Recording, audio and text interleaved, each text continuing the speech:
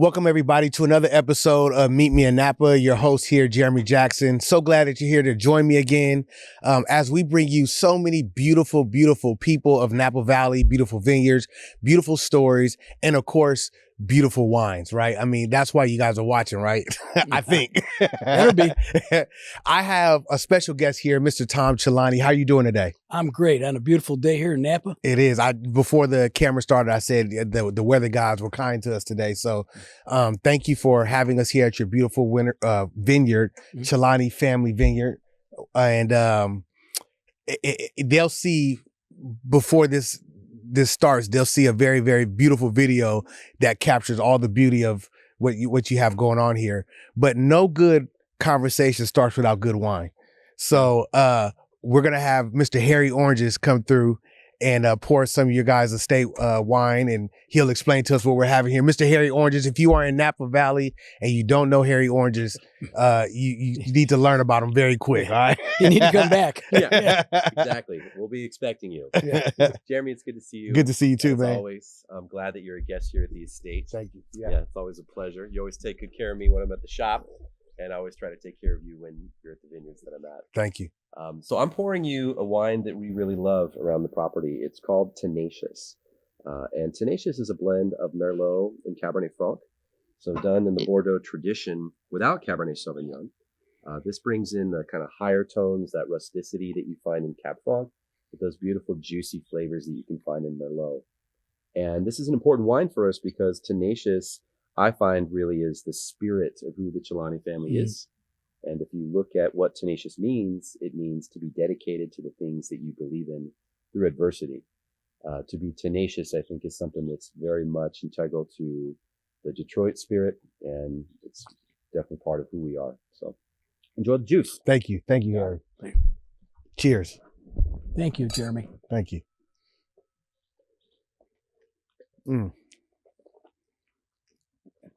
I always got to get that first swish in, you know. So, Tom, how are you doing today? I'm great. Some great things have happened in our family in the last week. My daughter had a baby here in Napa. Oh. So we were out here for that reason. Grandchild, And what number? this would be number 4, but her first. Okay. So the other 3 are back in Michigan. Okay. But we're excited to be out here with Olivia and Capri and enjoying teaching her a little bit about motherhood right off the get-go. So this is her first one? Her first. Oh, that's exciting. Yeah. That's exciting.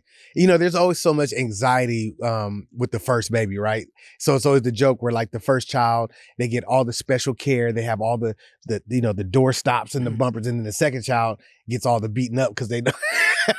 Because they get the bumps and bruises. It is so true. And then the third child, like me, gets neglected. You know what I mean? I was the third child. I understand. Me too. But at holidays, we had a getting together, opening the presents with my kids, and my 3-year-old grandson kind of knocked my 2-year-old over, and she planted her face.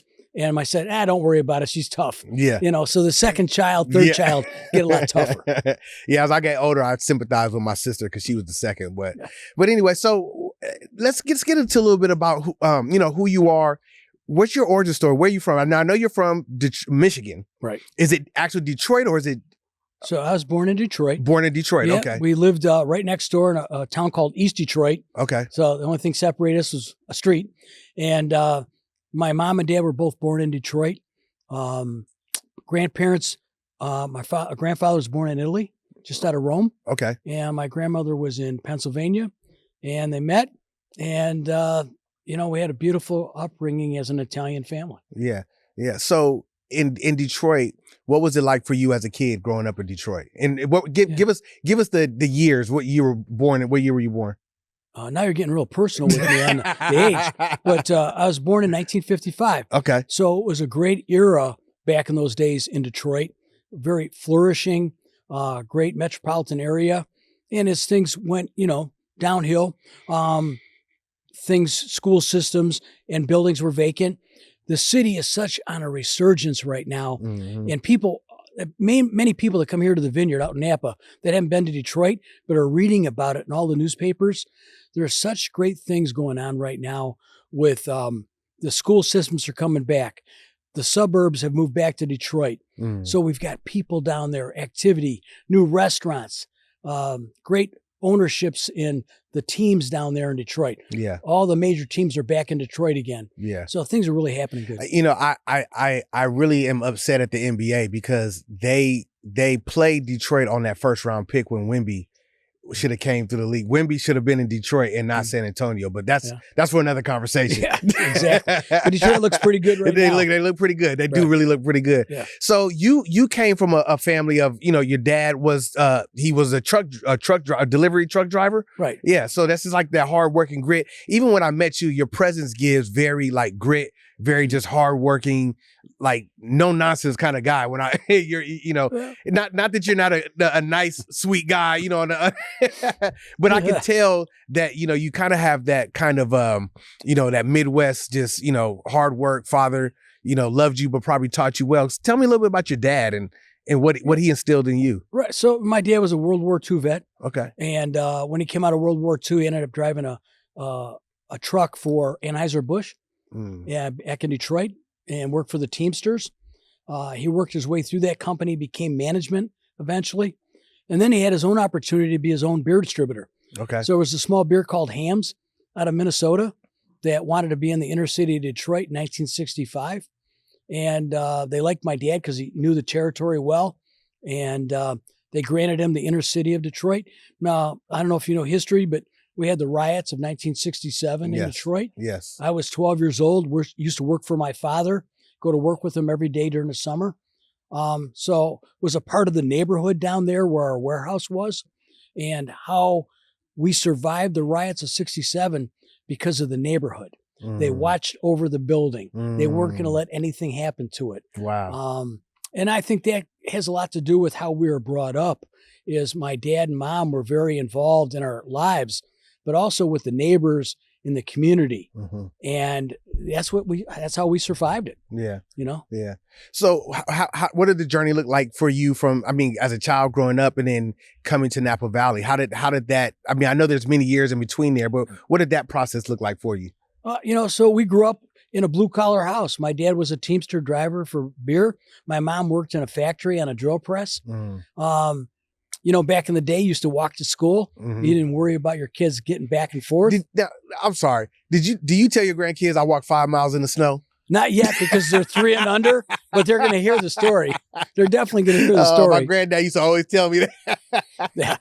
Yeah. We embellish it a little bit. Yeah, of course. Yeah. But that is true. I mean, they didn't worry about it back then. In our neighborhoods, there were schools very close where you could do that. In today's world, we're commuting our children a lot to school and that. But no, the upbringing was really a house of love. I tell people we grew up in a 800 or 900 square foot house with 1 bathroom, 3 bedrooms. And there was the love in the family. I mean, the food was always on the table at night for dinner. My mom always cooked every night. In today's world, we get away from that so much. We want the big homes. We want the big properties. We want everything. But I can tell you, I can go back with my sisters and talk about our childhood. The love that was in that little house was very special. Was there wine in the house when you were growing up? Was there? Always in my grandfather's house. Okay. So our story on the wine journey that we'll talk about today a little bit is my grandfather came over from Italy. You know, they used to make wine in Italy for the family. Yeah. You know, and butcher their own meats. And they had like their little farm. Yeah. He brought that back to us in Michigan as grown up as kids in my grandfather's house. We always made 2 barrels of wine for the family that lasted all year. So it was a cousin's thing. We all went to the house on the weekend. We made the wine. We got sick on the grapes because we ate so many grapes. But it was something we grew up with. We always were at my grandparents' house every Sunday for dinner. And I wish we could go back to that to this day with my family, but in the world of getting the families back together again and spending more time together. Yeah. I as you're talking, I think about, I was fortunate enough to have both sets of my grandparents alive all the way up to my adulthood. And I do remember, you know, Thanksgivings. I have cousins and relatives that I'm still close to this day because Thanksgiving was always at my grandmother's house. Christmas was always at one of the, you know, the great aunt's house. Right. And so those were where the kind of the generation of cousins that, you know, people move out and you still remain tight knit because you have this hub of, and family, that family tradition that holds the hub together. So I grew up the same way, even though generation different, but I grew up the same way, and I understand truly how much that important that is. Oh, it's so important that we get back to it. I preach it to my children about their children growing up, to get them with the cousins all the time. Mm-hmm. They become your best friends. Yeah. Yeah, you gotta be with the cousins. Got to get beat up a little bit. They're there for you in every facet of life. Oh yeah, yeah. So, did you love wine when you were at those times? Did you like wine when you were younger, or was it kind of like, oh, that's a grown up thing, or what was your take on it? We were always in the alcohol business. My dad worked for Budweiser. Yeah, was driving a truck, so we always had alcohol in the house. Back in the day, back in the 50s and 60s, you watch your parents' friends. Everybody had a cigarette in their hand. Yeah. You were drinking a mixed drink. We always had wine in the house, but my dad was more the beer and hard liquor guy. When we went to my grandfather's house, it was like religion. Yeah. The wine was on the table. Mm-hmm. The gallon was underneath his chair, and all the kids got to share in it. Yeah. I know what that's like. I had the box wine. My auntie had the box wine in the house when we were growing up. We used to drink that. So, I was reading about you prior to coming on today, and you were in college and you love baseball, and you were there on a scholarship. You were right. So the story goes, my father did not want me going to college. Okay, and he wanted you to work for the family business. I worked in the family business my whole life, and he says they're not going to teach you anything that I'm not going to teach you, and I think you should stay home. Mm-hmm. Well, I was lucky enough to get a scholarship to play baseball at Central Michigan, and he didn't say no to me. And my first semester up there, that's when the team practices and they make their selections. I made the team, and I got home at holidays, and my dad sat me down and said, "Hey, your mom's got cancer, and I think it'd be a good idea if you move back home." Didn't even think about it. I called the school and said I won't be back for next semester. And I had my mom for another year. I lost her when I was 20. And then suddenly I lost my dad when I was 26. Okay, so there was a very close period there that I grew up fast. Yeah. How did you get through that time? Was there, today's world, there's all about mental health, and there's trauma, and there's therapy, which is such a great thing. But I'm assuming that in generations past, it wasn't that acceptable of a practice, right? And so how did you get through that time? What were some of the things that you went through, and how did you deal with that? That's a great question. I tell you this. I remember sitting at my dad's desk. First day I was back after the funeral, and looking at all his paperwork and everything, because it happened all suddenly. Mm-hmm. And I said to myself, how am I going to fill my day like my father filled his day?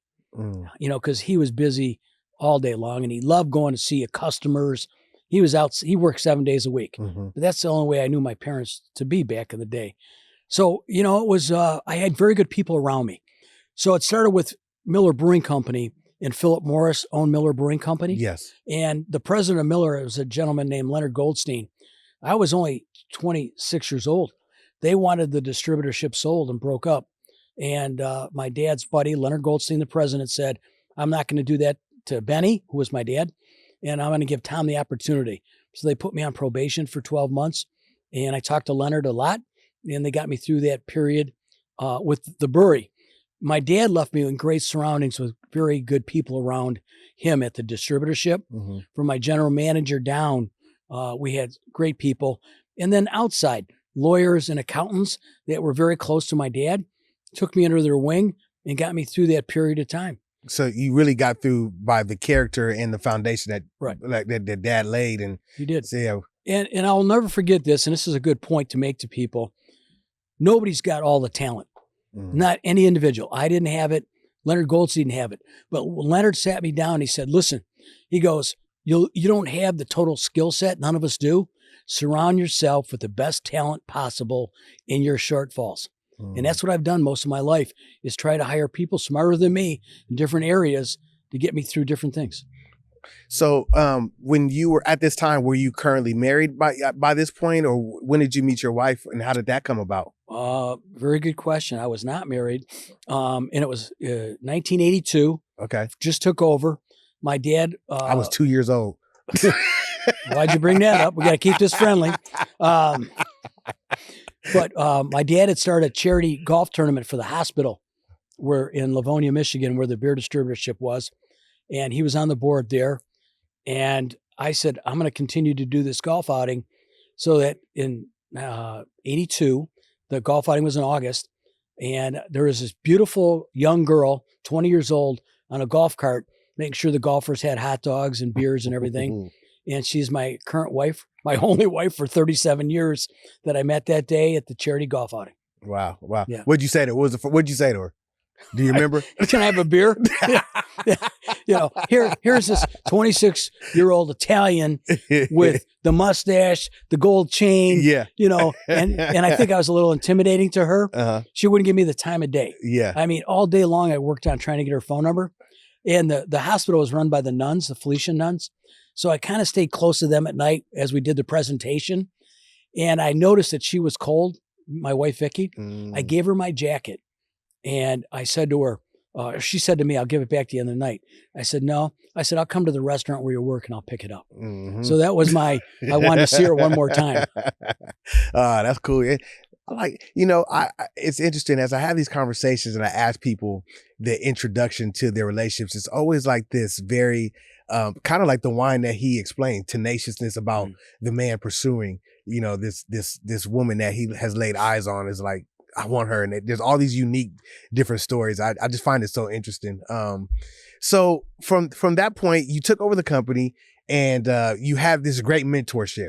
Like go into the mindset level of just how did you build? You went on a 12-month probationary period, right? Correct? So you had to really get things going. Like what were the things that you had to pick up really quickly and how did you do that outside of the mentorship, just internally? Well, and the other pressure I had was my dad was best in the country 6 times for Miller Brewing Company. And they had 12 distributors around the country out of 700 that they thought were the best in the country. So I was living with that reputation also of my father. Mm-hmm. And I said, I'm going to pick up right here and I'm going to be the best in the country. Mm-hmm. That was my mentality. I was single. I was young. Nobody could outwork me. Mm-hmm. That's my feelings I had. So, you'd be in the office during the day, but I had a young crew of people, my buddies and people around me. We went out all night long into restaurants, bars, and we promoted Miller beer in our company. And no, I never accepted no as an answer. No is to me as a delay. Mm-hmm. If somebody, I'd say, I'd love you to handle my product and, we don't have room for it right now. We're not going to take it. That's just a little deterrent for me to come back tomorrow and work on you a little more. Mm-hmm. So from there, let's kind of get into how do we get into the story of you coming to the Valley and to this beautiful property and just not just necessarily even acquiring this property, but how did the Napa story come along with the wine? How did that open up? So we talked about my grandfather a little bit. In that culture, we had wine. Uh-huh. We used to make wine. In our beer distributorship, we had a lot of lower end wines in the 70s, and then we got rid of it. So I was around wine a little bit back then. But after my father passed, my buddies were wine distributors. Okay. So, and I was the Miller beer guy. Uh-huh. So I'd sit down with these guys. They'd bring out great bottles of wine, and I'd never had these things from Europe, France, Italy, Spain before, Napa Valley. And I'd bring Miller Lights as chasers. So I was the winner in that group. Yeah. But I got a chance to taste wines from around the world. And there was one individual that really changed my life. His name was Eddie Jonah. Eddie was a merchant in Detroit. They had a beautiful store, wine store, food store. And he sat me down. He says, let's taste wines, but now I want to pair them with different foods for you to understand how important food is to wine and wine to food. And he really took me under his wing and helped me. He's still alive today. He's in his 80s. We still talk once in a while. Yeah. But I give him a lot of credit because he really got that spark going in me about why do people get together and why do they like wine? It's because food and wine bring people together. Yeah. Families and friends. I mean, we talk about it here at the Vineyard all the time with strangers that come here for tastings. And I ask them, why are you here? Because, I had a bottle of your wine at somebody's home for a special occasion. And I said, if I ever go back to Napa, I'm going to go visit Tom Celani. Mm-hmm. And we get that a lot. I get people sending me pictures from all over the world, drinking a bottle of our wine. Mm-hmm. It just makes me feel good inside that people appreciate us and appreciate the product we're able to make. Yeah, my very first experience was through Mr. Oranges, who we got to pour the wine for us. And when I first came here, you had the fire pit going, you had the pizza oven, and there was just it was pizza and there was wine. You had a little bit of music, and there was just people, and I was looking around. I was like, it was my first time here, and I was like, I like this. It felt like family. It didn't. Yeah. You know what? There's no reason why a vineyard shouldn't feel like a family atmosphere. Mm-hmm. Most of the small vineyards in Napa Valley are still owned by families. And hopefully that is transparent when people go to visit them. Mm-hmm. This is a family affair. Yeah. It takes a family to run a vineyard. Yeah. And that's something that I hear in a lot of conversations I'm having too with people. There's like this transitioning happening in Napa, and you have big buying corporate dollars, buying vineyards, but then you have these small family vineyards, and the people it seems like they're, just from the things that I hear, there's like this contention maybe a little bit between how things are ran or how things are, even how they go about the business, because the love and the care might not be the same when it's, family owned and when it's just, super big dollars. Like, do you have any opinions or thoughts about that? Well, I'm a collector. Mm-hmm. I started this path of the vineyard by collecting Mm-hmm. and enjoying wines from around the world. And I've collected wines, family-owned small vineyards that have changed hands to bigger corporations, and things change. Mm-hmm. The wine changes.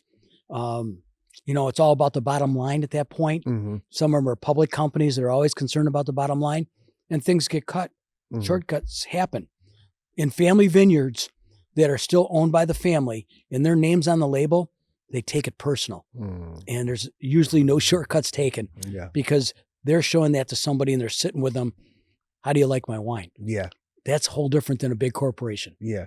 Yeah. Even like the time when I came, like you were here, your wife was here. I believe one of your, I don't know if it was your son-in-law. There was a few, like you're meeting the actual people who till the land, who work the land. And you guys like sometimes work here, right? You're not just an owner. You are helping in the process of making the wine, correct? For me to sell the wine, I want people to know my hands have touched the grapes.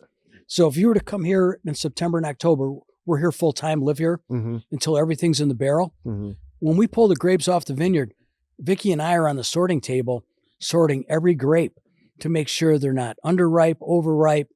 Everything that's going into the fermentation process is only the grapes and nothing else out of the vineyard, because they're picking in the middle of the night. We get a lot of things that come in at night that shouldn't be in the wine. Yeah. That's why we sort. But we put our eyes on everything. If you go to the large, and a lot of the smaller vineyards do it that way. You get to the large vineyards that have high volume, they use sorters and not people to detect an underripe grape and overripe grape. And I understand why they have to do it that way, but we're so small, we're able to do it the old-fashioned way, eyes and touch. Just like in Italy, huh? That's the way they do it there. I was in Rome and in Bologna, and I'd really you just go to a restaurant and you just have the best wine at a mom and pop restaurant.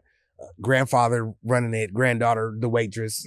They're pouring great table wine. Do you want to know that? Why it's that way? Because I've asked the same question. I mean, you go up to, and I was there 2 years ago in Bologna, and I love that city. Yeah, me too. Loved it. I got introduced to Lambrusco over there. Well, there you go. Love it.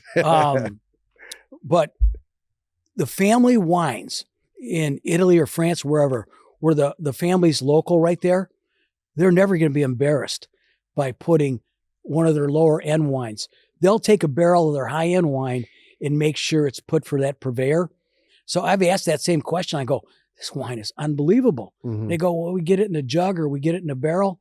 And you go back and find out that's what's really going on. The good stuff is in a lot of those beautiful restaurants. Yeah. Yeah. So who is your winemaker for your vineyard here? Dustin Owen is our winemaker. He's new to us in the last 12 months. We've had the same winemaker for 20 years, and Mark Harold. Okay. Mark's a great guy, makes phenomenal wine here in the Valley. But over time, everything needs to change. And just as my daughters joined us in the vineyard, Olivia's been with us now 4 years, and they have different ideas. And, we're trying to stay up with the times of the young adults drinking and what their habits are and what they want. So we're always looking for a better way to do something, and we're excited about Dustin being on with us. Wow. And what has this tenure been like in the Valley? Is this a young guy in his mid 30s, has worked for a few different vineyards. Joel Gott was the vineyard that he left to come with us, and we drink a lot of Joel Gott wines, very respected. Yeah. And I went out before I hired Dustin and tried the wines that he was responsible to make. I was very happy with him. Yeah. So we're excited about the future. Yeah. One of the things I've learned, people say whenever you're trying different wines, you need to ask, well, who's the winemaker? Because oftentimes people get attached to the label, but winemakers can, rotate, move around. And when you have people who come, you say, well, who was this made by? Because that also influences the quality or, the taste of the wine, and everybody has their signature touch to it. Yeah. So I kind of find that interesting. Well, I didn't realize that when I hired Mark Harold 20 years ago, that how important it was going to be. So when I'm in New York or a city that nobody knows me, and I've got my bag of wine, I'm with a sales representative, and we're going to restaurants, usually the first thing, because they don't know me, is say, who makes your wine? And if I bring up Mark Harold, 9 out of 10 people knew Mark from his reputation at Joseph Phelps in making his own wines. Yeah. So it's very important. Yeah. So question for you. What is your favorite region in not Napa and not Italy? Because I know your grandfather, what's your favorite region outside of those two that you like to drink?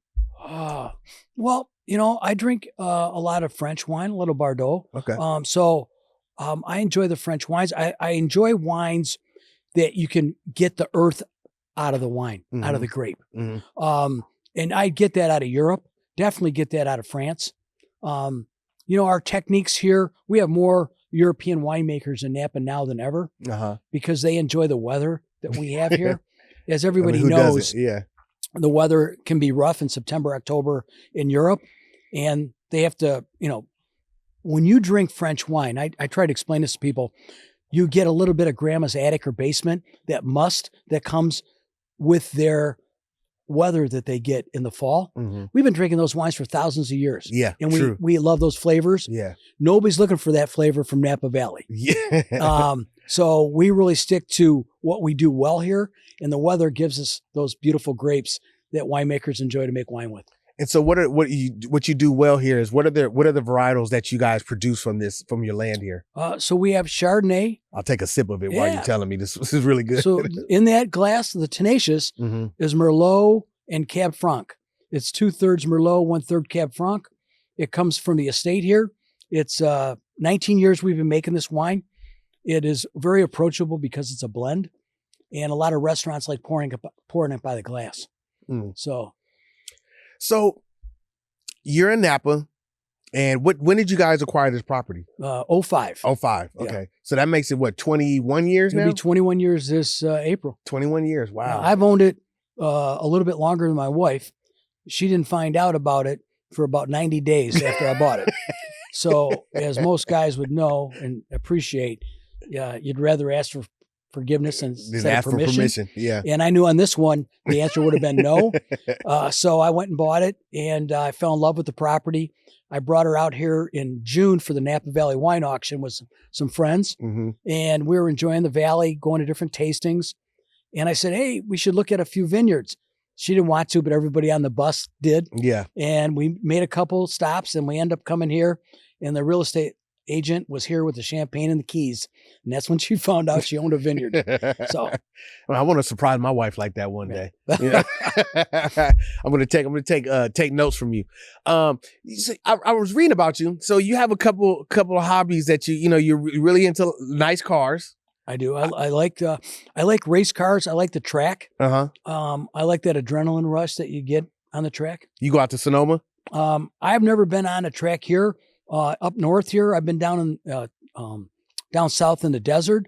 My son just was in a challenge race here in Monterey. Okay. So we're up there last September. He raced up there. So it's kind of a family affair. Yeah. And you do, and I know you have the Harley Davidson place, but are you a bike rider too? Do you love I'm a biker. You're a biker? I mean, I've been to Sturgis many times, and I enjoy it. You know what I enjoy most about it?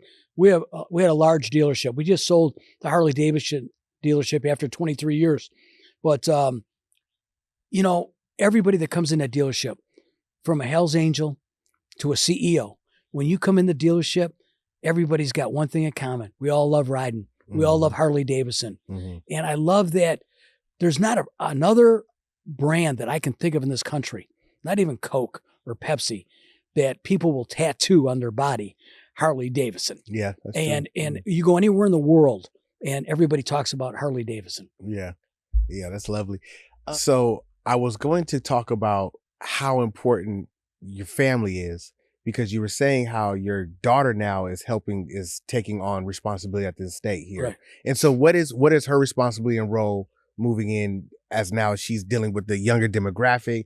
And what are some changes that you are seeing that are being made to help appeal? Because of course the conversation always, young people aren't drinking, which, you know, I don't know. I see the bars filled up every week. I don't know. So, but what are some things that are you guys changing to appeal even to the new generation of wine drinkers and consumers? Right. And that's great to have, you know, Dustin being in his 30s, Harry Orange is in his 30s. Yeah. My daughter Olivia in her 30s, that they connect with the younger people and what the trends are, what they see.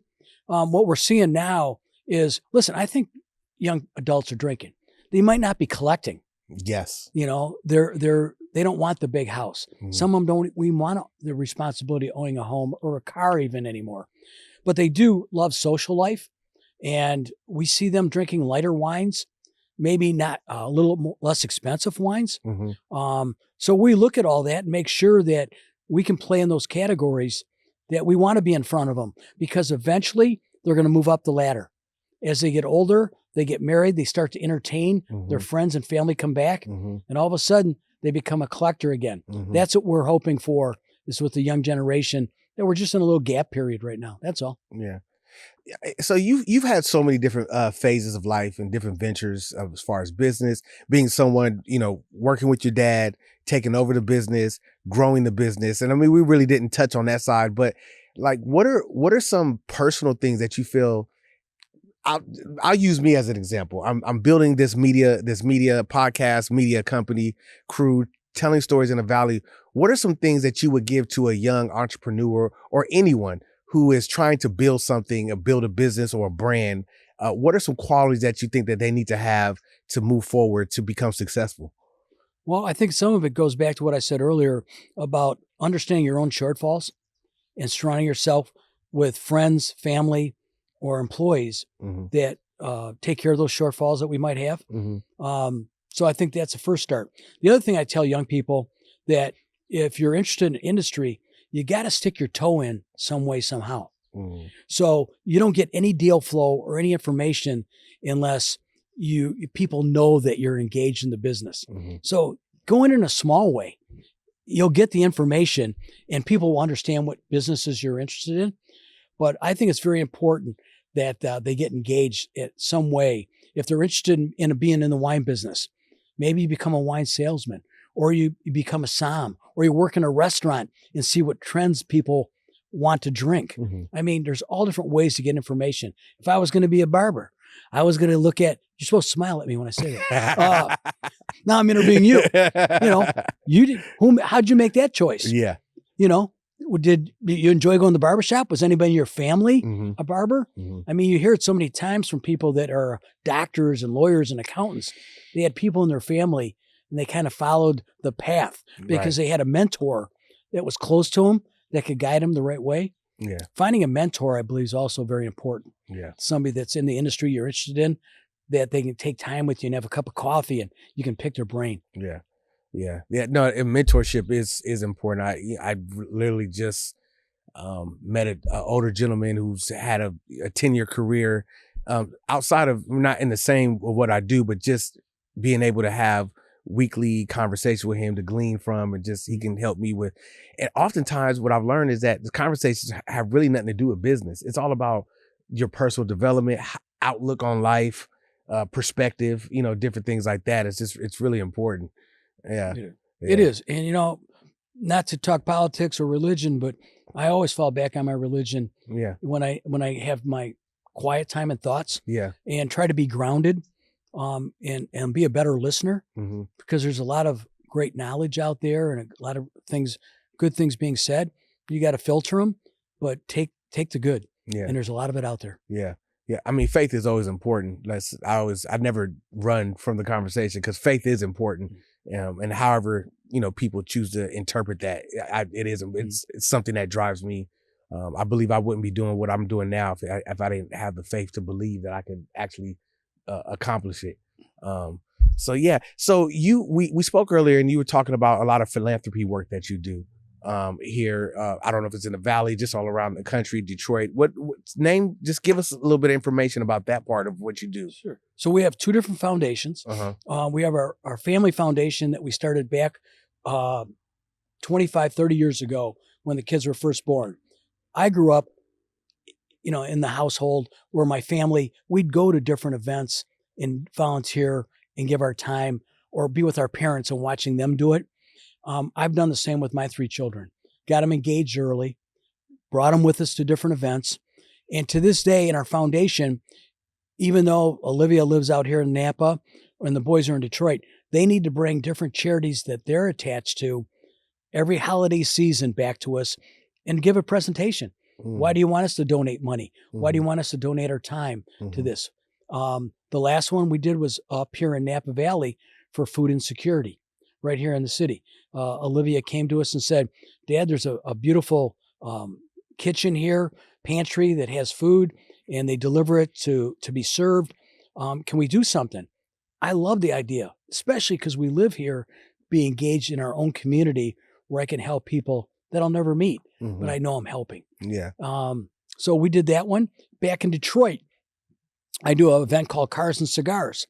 1,600 people. I've been doing it for 12 years. Okay. I used to own this amphitheater. I sold it to Live Nation a couple years ago, but it sits 8,000 people, but 6,000 under roof. So I can easily put the 1,600 people in tables underneath the roof because it's an outdoor event with cigars. And we normally gross about $1.6 million, $1.7 million that one night. I've got a beautiful car show being in Detroit. I got all the big 3 bringing the cars. Yeah. We have all the exotic cars. I have all the big liquor companies from around the country donate liquor because everybody enjoys a bourbon or a whiskey with their cigar. It's all Celani family wines at dinner, but it's a great event. Carlito Fuente did it with me for 10 years. Carlito's a very good friend of mine. Rocky Patel did it for me last year, and he's coming back this year.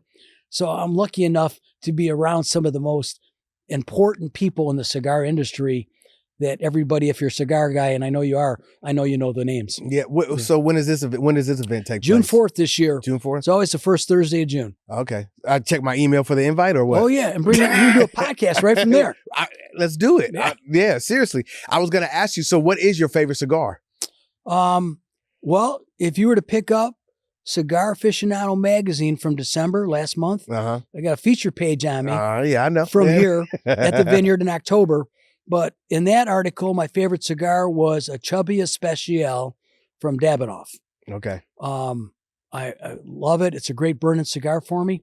I like medium to mild, in case I want more than one. Yeah. But that's my favorite stick right now. Yeah. So are you you like have a stick? Are you a daily cigar smoker or are you more just like a social? I become more of a social. Okay. Me too. I'm like a social. Yeah. Yeah. I mean, if the friends want to get together, I'm all in. We just opened a restaurant in Detroit. Big restaurant. It's an old train station that was closed for 4 years. It was a restaurant previous. My partner is Cameron Mitchell. Cameron owns 70 restaurants in the United States. Ocean Prime is his brand. They have 22 of those. They're in the big cities. He runs the day-to-day operations, does a phenomenal job. They're based out of Columbus.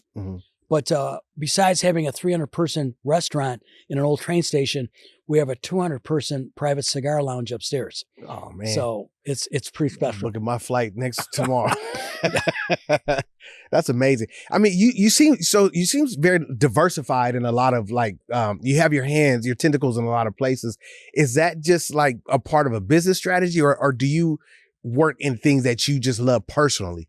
Yeah. Or is it more so like, hey, this is, I can make money here, or you like, no, I love this, I want to invest in that? I think it comes, I'm interested. I love what they're doing. And the money will come later with the tenacity that you have if you get engaged in that business. So you always think about the budget, what it's going to cost me to set up the company. And you want to obviously go in with positive that we're going to make money, but the money happens after the hard work. I've always learned that. I've had an interesting path of career at Miller Brewing Company. There was a gentleman, I won't mention his name, was not excited about me being so young and aggressive. And I was telling you earlier about my dad was 6 times best in the country. I was 6 times best in the country in a row after my dad had passed. Okay. It was very important to me that I wasn't going to take a step back. And we had the right team in place. And with that team and my guidance and my tenacity, we were able to accomplish that. We were one of the top 10 distributors out of 700 in the country in volume and size. But the award was about how you run your company, how you treat the customers, and what you're doing out there in the marketplace. I ran all my businesses that way.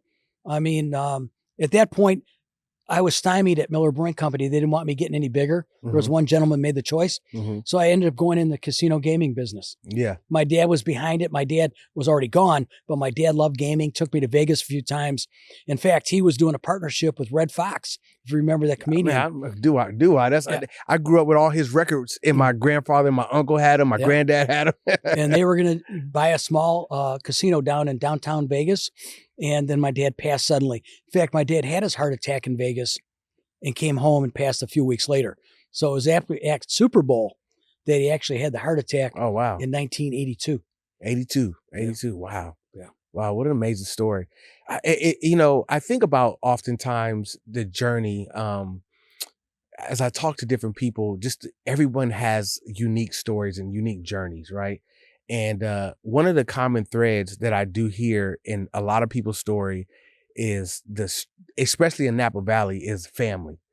There's just in community. There's those 2 words. They keep coming up time and time again. What kind of community? How has community helped you since you've been in Napa Valley in your wine venture and business and just life in general? Yeah, I think it goes back to the charity aspect of what we do, giving. I think you meet so many great people by doing that are volunteers. And I always tell young people, I understand that you're buried in debt from college or you've got your own bills. Volunteer your time. You don't have to write a check today. The charities enjoy people getting engaged early.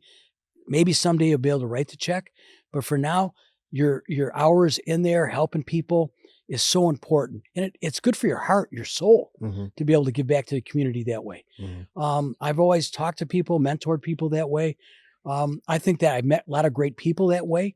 There's a lot of successful people that they feel good about donating their time and going back, and met some great people out here in Napa that way. So I think that's a big part of our life is if you're successful in life, donation of time. And if you're lucky enough, donation of money is great for the local communities you're involved in. So I'm going to kind of wrap this up here, but my last question would be, what do you see, what do you think would be Napa Valley with the challenges it's facing? What do you think that any adjustments that need to be made, or the future of the Valley, how would there be an adjustment to get back on top again as far as the wine industry is concerned and just the surrounding, the restaurants, everything, food and everything? Well, I think it's a 2-part question. One, you've got the politics out here in Napa. We just went through a long process here to get our tasting room permit.